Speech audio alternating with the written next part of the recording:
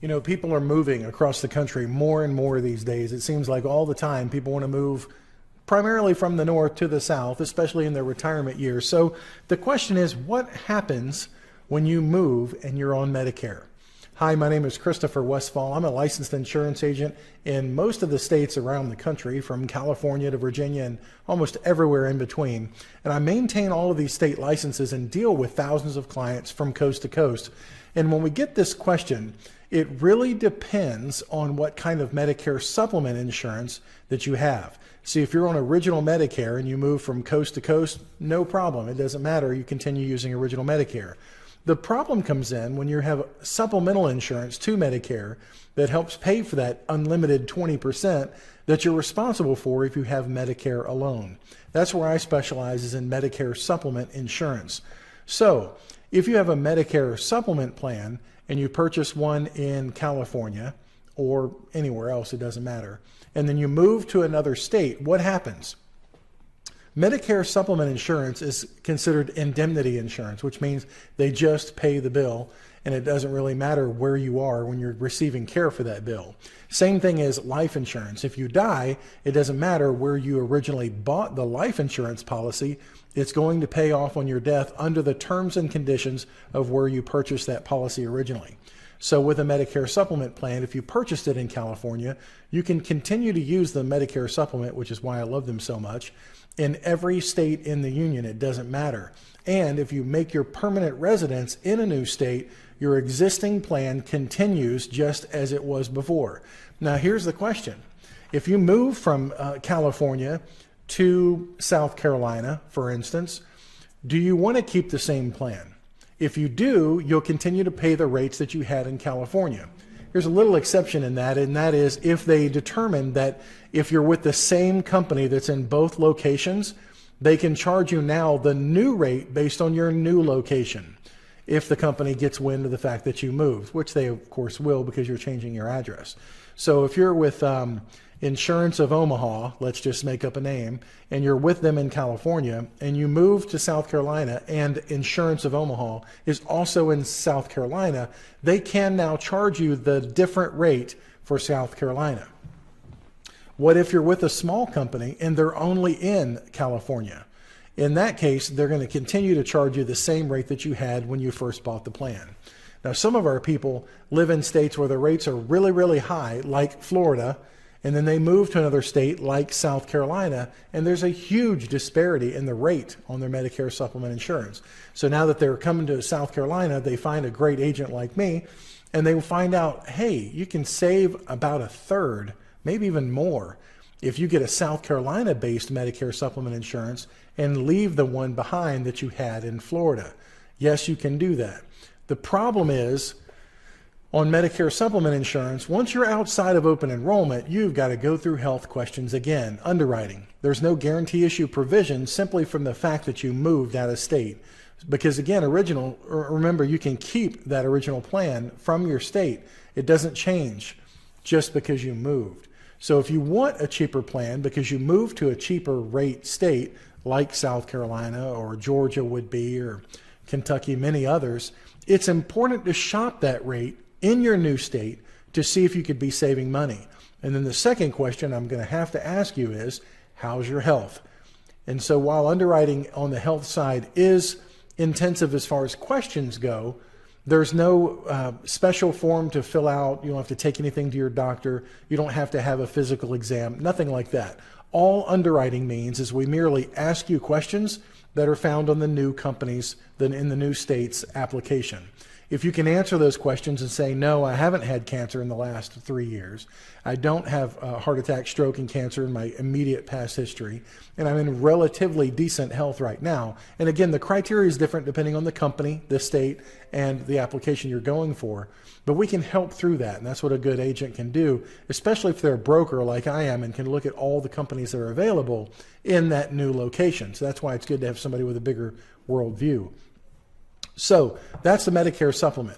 If you're moving from state to state on the Medicare supplement, you can keep your original plan if you want to, if you'll like it. That sounds familiar.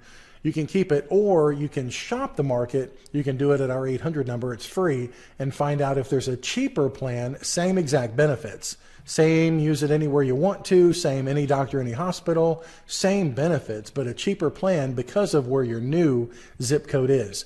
All rates are specific based on the zip code that you live in. So if you're moving from one location to another, make sure you give us a call just so you know what the new market might entail on saving you some money.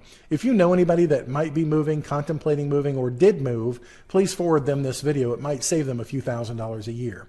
Our second topic is, what if you're on one of those Medicare Advantage, they call it Advantage plans, where you're either on an HMO or a PPO and you're not on original Medicare, you have given away original Medicare in lieu of one of those usually free Medicare Advantage plans where you have to play by their rules, go to their networks, pay their deductibles, co-payments, maximum out of charge, all those kind of things, the moving parts on Medicare Advantage. If you move out of your Medicare Advantage service area, what that means is that the benefits that you signed up for in your service area, usually your home county, because that's what the benefits are based on a Medicare Advantage, you have to give up that plan and give up those benefits, obviously the doctors and hospitals in that network, when you move to your new area.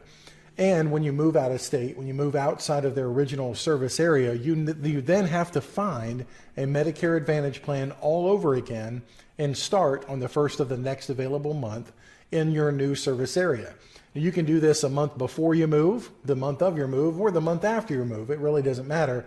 You've got this special election period window in which coming out of a Medicare Advantage plan allows you to get into a new one once you've changed your address. You need to notify Social Security and Medicare that you're moving to the new location, and that triggers your special election period. Now, Part D drug plans are under the auspices of Medicare Advantage. They're under their guidelines by CMS, the Center for Medicare and Medicaid Services. So, whether you're on original Medicare and you have a Part D drug plan, or you're with a Medicare Supplement and you have a Part D drug plan, or you're with an MAPD plan, which is Medicare Advantage and Part D, all in one package, all the plans having to do with Part D fall under the Medicare Advantage rules. So that means, yes, if you move outside of your current service area with your Part D drug plan, and you move into a new service area, new county, new state on the Part D drug plan, you may then trigger a special election period allowing you to get a new Part D drug plan. Let me give you a scenario in which this could be highly advantageous. Last year we had a client, and this client came down with a horrible health condition, one that requires many, many pharmaceuticals all the time. Now, when they first signed up with Medicare, they got the cheapest Part D drug plan. They said, you know, I'm healthy, and we hear this a lot when people are turning 65. I'm healthy, I don't need a good drug plan. Why should I pay, $40, $50, $60 a month for a drug plan when all I'm taking is no drugs at all or just a couple of generic drugs? That's fine. We want to get a plan that's best for you, make that recommendation. But what happens when you get sick and you suddenly go from zero out of pocket with your drugs to thousands of dollars per month on your drugs? Well, what happened in this particular case was this person needed to move closer to their daughter to get help in the treatment because it was a pretty significant health event.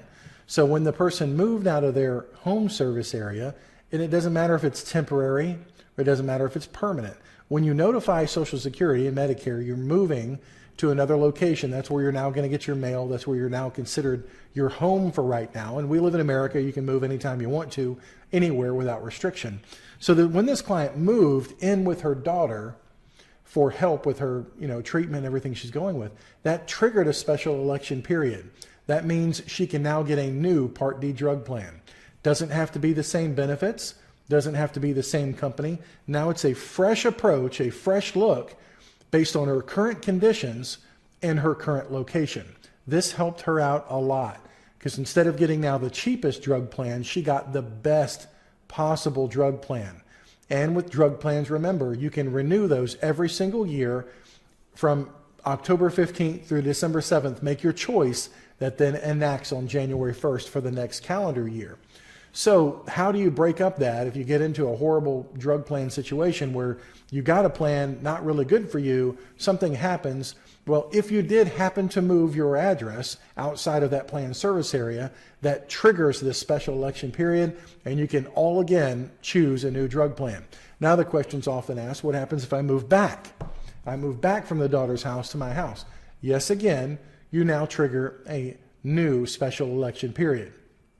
So the scenario might be taken advantage of by somebody who then suddenly finds out that they're on a Medicare Advantage plan that doesn't provide very good access to care, has a $6,700 maximum out of pocket before you quit paying, has a very limited, tiny little network, but they got it for free because the agent told them just sign here on the piece of paper, not going to cost you anything. Now all of a sudden they've got this critical health event, they need to move in with a relative somewhere, and now they can really search for the plan that might not be the free version of the Medicare Advantage plan, but they can start that search all over again based on the premise that they did move, they changed their location outside the service area, giving them another free pass to pick a new plan, either a Part D drug plan, standalone drug plan, or a Medicare Advantage plan based on richer benefits that they may now need.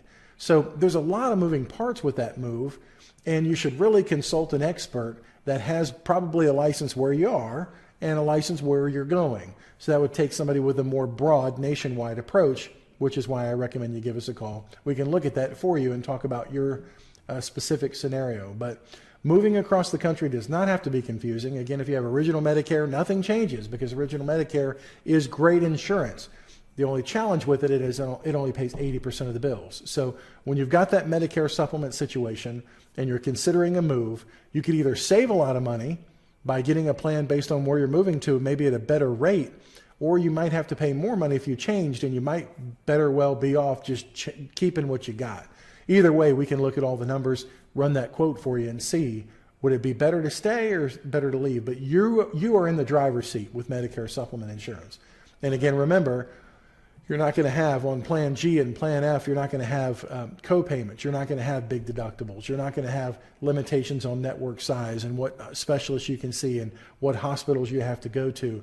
It's freedom, freedom, freedom, and that's why I like specializing on Medicare supplement insurance. If you know anybody considering moving or just did, please forward them this video. And for more information like this, please subscribe to our YouTube channel, as we're going to have more frequent updates on things that might benefit you through your Medicare journey. My name's Chris Westfall. Thanks for watching the video today. I hope it's been of help to you. We'll talk to you soon. Bye-bye.